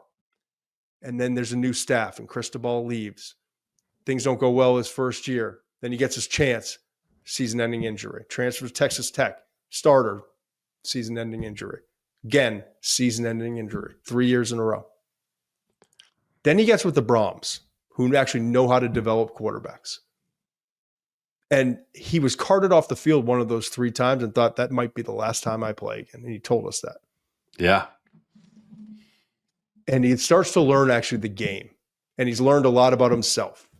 And now he's like this mature 23, 24-year-old. And he kind of looks back and laughs at who he was and who he thought he was when he was 18, right? Right. And I want that. I will bet on that. I agree. Because I've seen more. If you're going to handle the responsibilities that come with being the face of the franchise, you're going to have to be the eraser for 10 other people and the mistakes that they can make. You're going to have to do the interviews. take all the heat when things don't go well, sit there in the locker or at the press conference and take all the heat. If you better know who you are as a human being or else it'll break you. And we've seen so many dudes get broken. Tyler Shough's not going to get broken. And oh, by the way, he's 6'5". He's 220 pounds, 219 at the combine. He's got big ass hands. He was the only one who ran, and he was hysterical, and everyone could laugh about it. But you see it on tape. He ran a 4.63 at 6'5", 219 pounds. Okay? He makes plays. So he's bigger. He's got a strong, as strong, if not stronger, arm than all these other guys, certainly more than Shedeur. I think he might have the strongest arm of the top 4 quarterbacks. But he might. Might. But he's right up there with Ward. And then like a notch above Dart. And a couple notches above Shedeur. So he's got the best arm, if tied. He's among the best, strongest arms, if not the best. 6'5", 219 pounds, bigger than all the others, faster than all the others. He's been through all these wars. You know what you're getting. He's like, things don't go well early. He's used to it now. His tape is really good. Eyes, feet, trigger. That's what I see over and over again. And he does a really good job of keeping his feet right. Yes, he's tall. He's long levered. So he gets tangled up a little bit more than the other guys. And there are some bad decisions. That would be my biggest thing. When his feet get tangled up and he's trying on the move, he's got to kind of get a blooper reel of like throws away and all the like underhand and all that. But he also has got some magic and he creates. Oh, yeah. Makes some throws that you question and then you're thankful that he did. He's got magic in his game. And the way I think if you've never watched him play, he's tall, fast on a straight line, moves around okay in the pocket, but he's not as elusive as Ward, Shedeur, or Dart. That's the thing. In terms of late pressure flashing, he's not going to be able to like the other guys. Right. The other guys like, right? And then actually Dart can take off and run. The other two don't run that well. Shedeur, the worst of the three. But the way he flicks his wrist and the way the ball comes out, like this guy's got all the tools to succeed. And the most important part is the mental and the maturation. And he's got that too. I would absolutely, if I can't get the guy I want in round 1, and that's the rest of the league outside of Tennessee and Cam, and it does the value, or I've got an opportunity to get an elite player like a Abdul or a Hunter, and it's just not worth trading away 3 or 4 picks this year and next year maybe combined to go up and get Dart, or it just doesn't work out where I can because someone's going to take him earlier than I thought. I'm not mad at getting Tyler Shough in the second round. I think he's got a chance to be a pretty good starter in the league. Agree. You weren't going to get into him. I knew you were going to. You had to say something about him. Who? Shough. In the beginning, you were like, "Oh, we've already talked about him." Jalen Milroe is what Jalen Milroe is. He. I'm going to put it this way. Because we got to get going. The team that pulls the trigger on Milroe, and it's presumably going to be somewhere in day 2. Would you agree? Yes. Will be prepared to play the long game with him. Okay. Mm-hmm. Here's what I want to say on Jalen. We all know the traits. Great deep ball, unbelievable athlete. Not there accuracy wise, not there makeup wise yet, processing wise. Here's what I see when I'm all done and I'm taking a step back and I'm looking at the big picture. He's a uniquely gifted athlete and a uniquely talented deep ball thrower who also enters the league with a unique set of challenges ahead. Yeah. Okay. Flexibility over muscle mass is going to be one of the major things that has to change for him. I can't allow him to become Brady Quinn, Tim Tebow, Will Levis. It don't work. Get out of the weight room. Get flexibility training, work on your body in a different way. It's not about being the biggest or the strongest or the toughest bully in the alley. It's about throwing the football more accurately and having touch. And right now he's lacking those things. And it's the same thing I saw with Quinn and Tebow and Levis. Okay. And they're all the same dudes in terms of their upper body build. Okay. Another is bringing him along at the right pace to make him comfortable in your system. He just does not process the way an NFL quarterback needs to process at this point. Okay. Now, I want people to also, when they hear that, understand and I've done the due diligence, and I know people in Tuscaloosa, and I know a lot of people in the NFL. He is one of the most likable guys you'll ever be around. People absolutely adore this man. Played a golf tournament in Alabama this summer. Like, just love him. And beyond that, he's also a smart guy. Right. Smart doesn't always equal. Christian Ponder's one of the smartest dudes of all time, by the way. Mm-hmm. Didn't ever develop the processing skills in the league and didn't have it at Florida State. And that was a big concern with him. But he still, I told you back in 2011, went really high. I think it was 12 overall. So this to me is not Jalen Hurts, okay? This is not Tim Tebow, although the flexibility needs to be there to improve. The touch and the timing and the accuracy as a passer. This is not Jalen Hurts. This is not Tim Tebow. This is not Lamar Jackson. My concern is that this is Vince Young. Interesting. Because Vince Young was missing the processing because he always got away with it at Texas. He didn't have to learn all that. And he didn't have to know what the defense was trying to do to him. He didn't have to be a step ahead of the defense because he was so damn talented and so damn athletic. He didn't have to. And Vince Young was not an accurate passer. Right. By NFL starting quarterback standards. But he was just so, right? Yeah, there's no really clear comp. Now, here's the difference, though. Jalen's a smart young man. And the team that drafts him in day 2 is going to have time. VY did not have the luxury of time. Right. So that leads me to believe Milroe's got a chance. Vince Young was drafted 3rd overall pick. Yeah. Young, just kind of splashing on the world, just chopped the legs off the dragon out in California at the Rose Bowl. USC ruined the dynasty by himself, single-handedly. Own 44-yard line, gets it with 1:13 left, carries the ball down the field after carrying that team the entire day, scores a touchdown. All of a sudden, hey, you want to go to the NFL draft? You're going to be the number 3 overall pick. Wasn't ready for it. Right.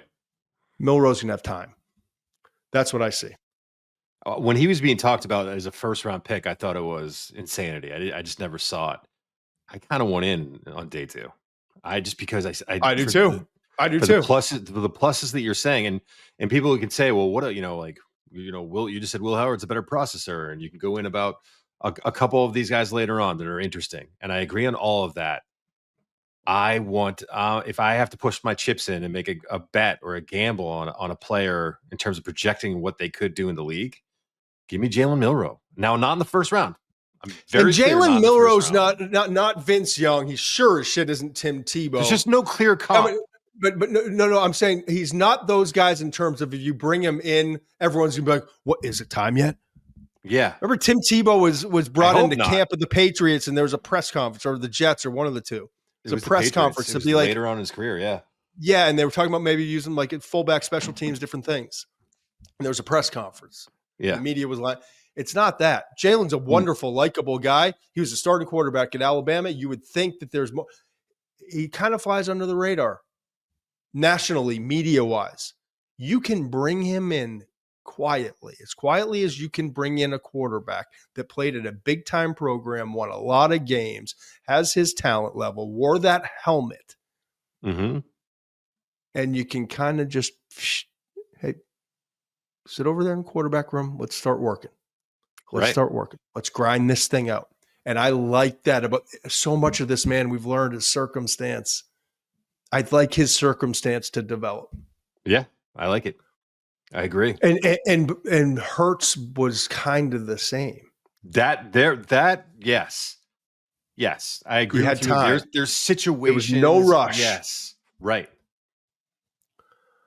I want to finish on this. I see the ceiling, and it's not extraordinarily high with Will Howard. Mm-hmm. My goodness, was he dealing in the postseason? If you just get dropped on this planet and you watch just the tape, yes, from Tennessee on, those final 4 games, I want to tell you this. He started 44 games in his career. Okay. 50 games played, 44 starts. totaled 9,994 passing yards, 85 touchdowns. Okay. Also rushed for almost 1,200 yards and 26 touchdowns. Best year of his career in 2024. Yes, he had the best supporting cast of all time, but started all 16 teams, led the Buckeyes to a national championship and school record 14 wins, and they've done a lot of winning. And yes, it's a new format, but the college football national championship. Ohio's single season and career completion percentage records, 71.4%. I'm not a big numbers guy. Why am I reading all this off? Because I want you to understand what this guy's coming into the league with. He's 6'4". He's 236 pounds. He's coming off of a run, the most impressive run in probably college football playoff history. Tennessee, Oregon, Texas, and Notre Dame. Yes, 4-game opportunity, unlike the years before. So that was built in. But he completed 75.2% of his passes against some pretty good defenses and some damn good defensive coordinators. He had a great one. One of the all-timers, Chip Kelly. Yes. And he had one of the all-time great college football wide receivers. Can't wait for the 2027 draft. Okay. But he was going up against pretty good talent too. Right. I would say the same thing. I struggle with the supporting cast, but remember, they didn't have the Notre Dame path. They had the Penn State path in the playoffs. They had to play. That was a outstanding run for that team and for that player. Here's what I saw. He knows what he's looking for and has a clearer picture than any other quarterback in this draft. And he didn't have that picture early in the season. And he sure as shit didn't have it at Kansas State. I see a quarterback who, like, the light came on. I saw certain plays. I'm in here and I'm writing down all these plays. I've got here Howard clips, right? Notes everywhere. My office is a disaster. Play 3, Tennessee. Safety, linebacker, miscommunication. Linebackers yelling back to the safety. The running back Judkins could either release right or left. The linebacker saying, "I'm got him to the right. You got to help me out on the left." Howard sees that communication, checks the play. Safety drops down just 3 yards. He realized that the safety had responsibility for the slot receiver, Ibuka, and had no chance of getting back in the play. Gets the ball, 3-step drop, checks. Yep, safety's chasing his ass off to get back. It's like a Mike linebacker gets a slot receiver trying to get back to cover that middle of the field, no chance, hits it for like 40 yards. Okay. Safeties widen against Oregon, 7:41, first quarter of the game. Eduardo, you can clip these off. Play 12. Safeties widen just a little bit. He's got his slot against any slot. He's got his slot receiver, Ibuka, again, against any slot cornerback in the country. Drops a perfect ball over it. Texas, 13-19, fourth quarter. Game's tied at 14. Chips are on the line. Not his best game, not the offense's best game. They're in a battle, a dogfight with Texas. Texas sends 6. He set his protection, understanding what could be coming. Set it for 6. Pressure still comes. But what he does, at the top of his drop, he slides to his left. Buys himself like that much more time. Waits for the receiver, Tate, right? Tate? Brandon Tate, was it? Tate to clear out,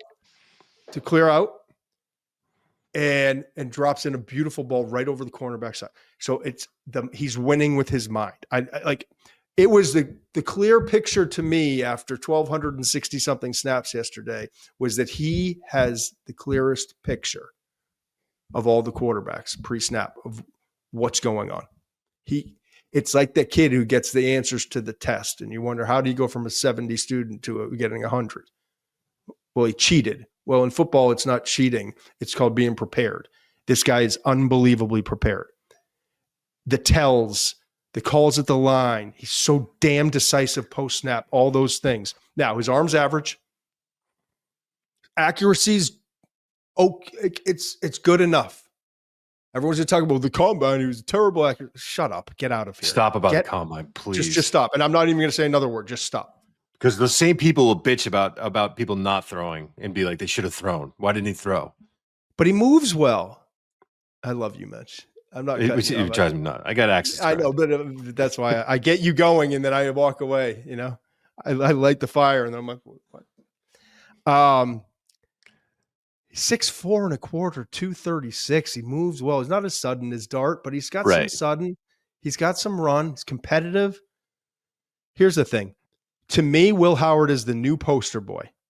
Just like Bo Nix, Jaden Daniels, guys recently that we've seen. New poster boy for transfer portal, game experience in college. His tape post-Michigan, I mentioned this too. Not ratting anyone, not saying anything. Watch the big hit he took against Michigan. Maybe he wasn't the same guy the rest of that game. Maybe that's why. Maybe that's why that wasn't his best tape. Just going to say it. His tape since Michigan was next level. It all clicked. Complete control. Arm solid, not great. Ability to evade is solid, not great. But he's smart as a whip. He's going to outsmart you. He has the clearest picture, as I said, of any quarterback in this class when he gets to the line of scrimmage, and then when he's in post-snap, most decisive. He's an offensive coordinator's dream as a backup quarterback in the league immediately. And why? Because your job as a backup quarterback is to prepare. It is more of an accounting job than it is playing football. You've got to prepare. It's like an analyst, I should say, like a financial analyst almost. Research, study, tests, tendencies, all those things. He's going to step in and he's prepared for that. He can contribute to the quarterback room immediately. When we talked to Shough, he talked about that. I want to be the starter, but I'm ready to contribute to the room. And you've got to. When you're not Cam Ward, you got to contribute to the room. That'll get you out of the league faster than anything else. If you don't have a special trait like a Jalen Milroe that is being developed and groomed to be the star, you better contribute to that room and wait for your opportunity. And when it's your opportunity, you're ready. And that's going to be his career path. If he's called upon at some point, he's not going to be overwhelmed. He's just not going to be overwhelmed. He's not going to blow you away with his arm strength or his elite pinpoint accuracy, but he's accurate enough. His arm strength is good enough. He's mobile and evasive enough. He's competitive. He's a dog. He'll win you some games if you need him to. A year or two from now, he might be ready to compete for a starting job because he's playing. I get news for you. Andy Dalton, who was the best quarterback of that class outside of Cam Newton, who was the fifth quarterback taken, it's not because he had a brilliant arm. It's not because he was big.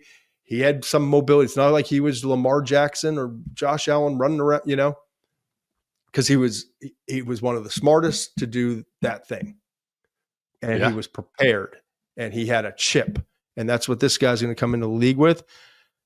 I would completely understand it. Speaking of chips, if our buddy Chip Kelly pushes the Raiders to draft him in round 2. Yeah. Whether it's moved back, whatever. And I wouldn't have any pushback. After finishing my tape, I won't push back on any team if they draft him in round 2, even though I give him a 3rd round grade. It's a quarterback. All right, I'm done. Anything else? No, I think you this was your day, man. I want to let you shine. I knew you were going to offensive line, I'm not going to talk. I knew you were in the lab last night. I could tell, or yesterday, I could tell you were in the lab. So I knew it was going to be a big day for you. I appreciate it. I mean, none of these guys can do what they need to do without a left tackle, though. I'm just going to say that. We still realize that offensive line is way more important than you give it credit for, right? No, absolutely. You're my trenches guy, and I will defer to you in a big way. I mean, this is all great, but yeah, I get carried away, and I know it. And no, it's great. Either love me or hate me, but I just you can't do all that work and have this platform and not be able to share it with people. And I appreciate, honestly, I appreciate the comments. People are like, don't stop apologizing. Like, we're here. Yeah, I saw that, right? Or we don't like it, but we're still here. So don't worry about it. So I appreciate you. And I truly I don't know. It just feels right here, man. It feels right. This is the right place for us to be. We're doing the thing we love. I get to talk to you, one of my favorite people in the entire world, and we get to share some of our insight, and people can disagree or agree, but it's just a good place to talk it all through, Yeah, we got the right team too. We do have the right team, and between Conor and Dan and Tucker and Eduardo and Mark, who are all behind the screen right now yelling at me to please wrap this hour and 45-minute show up. We've got the right team, and we got the right support, man. Our numbers keep going up, and we appreciate you listening and watching. YouTube, Spotify, Apple, wherever you get your podcasts. McShay Report comes out tomorrow, Thursday morning. Check it out. We're putting a lot into this. It's not just like some side hustle fun thing. Like, putting a lot into this. And hopefully you enjoy it. And we appreciate you being here. And we will be back on Monday. Muench, say goodbye to everyone. See ya. That's all I got. Must be 21 plus and present in select states. For Kansas, in affiliation with Kansas Star Casino, or 18 plus and present in DC. Gambling problem? Call 1-800-GAMBLER or visit rg-help.com. Call 1-888-789-7777 or visit ccpg.org/chat in Connecticut or visit mdgamblinghelp.org in Maryland. Hope is here. Visit gamblinghelplinema.org or call 1-800-327-5050 for 24/7 support in Massachusetts, or call 1-877-8-HOPE-NY or text HOPE-NY in New York.